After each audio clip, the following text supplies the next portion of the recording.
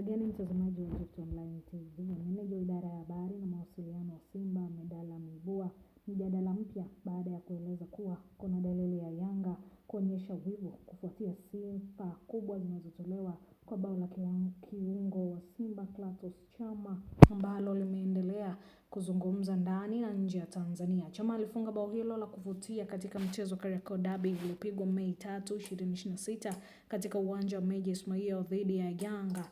Bao ambalo limeendelea kupata umaarufu mkubwa kwenye mtandao na mjadala ya soka kimataifa. Miongoni mwa watu waliozungumza zaidi bao hilo ni gwiji wa soka duniani Rio Ferdinand ambaye alitembelea Tanzania hivi karibuni katika ziara ya mazungumzo ya maendeleo ya michezo ya uwekezaji.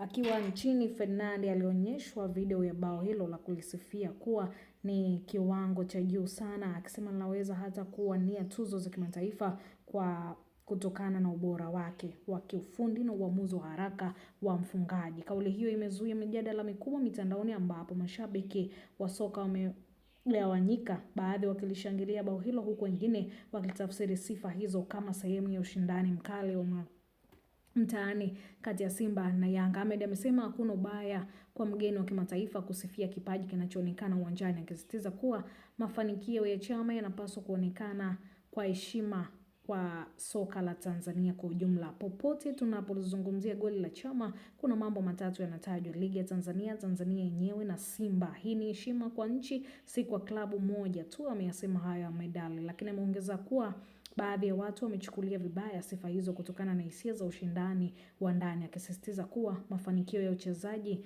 wa ligi kuu yanapaswa kuleta furaha badala ya malumbano yasiyoisha. Simba kwa upande wao wamefurahi, lakini wanapongeza kwa goli hilo la heshima. Hii ni Gift Online.